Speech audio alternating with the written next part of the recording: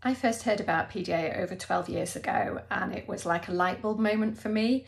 Reading all those descriptions about PDA brought tears to my eyes because they really described our daughter exactly. And it was like somebody was understanding the challenges she and we were facing. Learning about the PDA friendly approaches really helped us as a family to have a happier and calmer family life.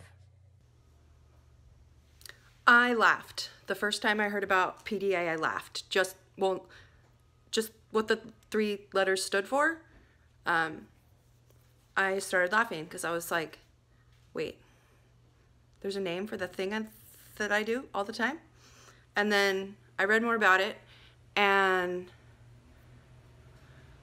all the things that were like the strategies of how you should talk to a PDA and all that, I was like, oh my gosh, these are all things that I have worked out through trial and error on my own over the last, 3 decades of my life. And I've tried to teach my husband, like, okay, you can't directly tell me what to do if we need to get somewhere on time. You've just got to say, oh, I am getting ready. Because as soon as you say, you need to get up, then I can't go, so you can't do that. And I always just felt like I was super crazy and illogical, and it didn't make any sense, and everyone's like, why are you so extra, and why are you so, it's your problem? And now it's like, hey, there's all these other people, and this is like a whole thing. I didn't just make it up, or if I did, everyone else did the same thing and made it up too, so we're all PDAers, and I love it. And it was like, hey, I don't just have autism. I have this other thing that also makes my life make more sense. Hearing about PDA made all the difference to me and my family. I look back to where we were and who I was a year ago before we knew about PDA, and our lives are almost unrecognizable.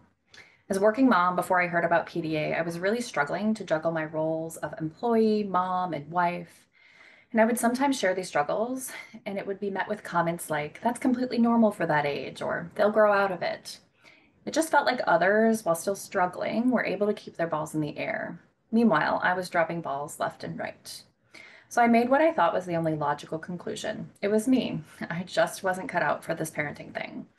Then the algorithm sent me the missing piece of the puzzle, PDA. I saw my children and my experience reflected in video after video, and I started to observe my children's behavior through this lens, and suddenly it all made sense.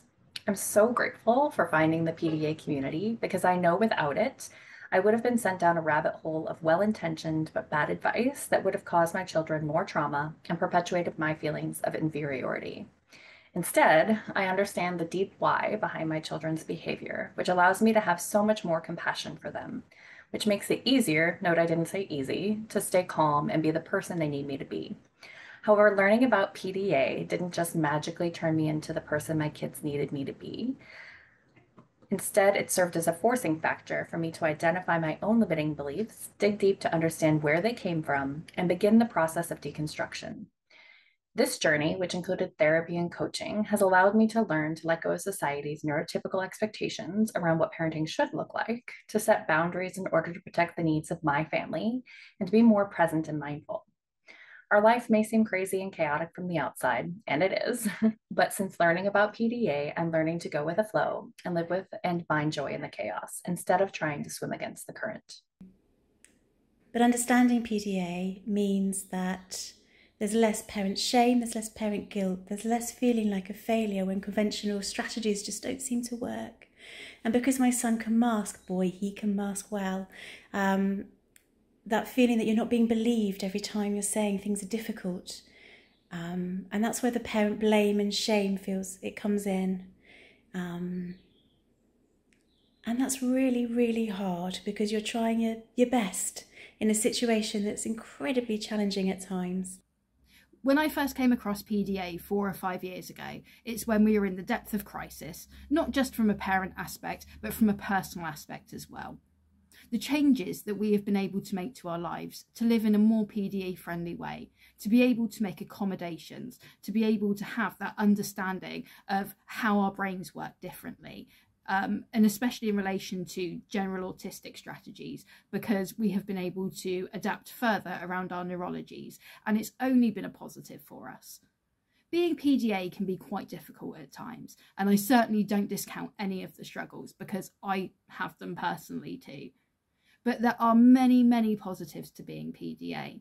And by talking about it, by learning more, by learning to accommodate and accept ourselves, we can often see a much more positive side to PDA than the negative side that may be seen through crisis. So for us, hearing about PDA was life-changing and affirming, and it's made such a positive difference to our lives in being able to understand and accept the people that we are.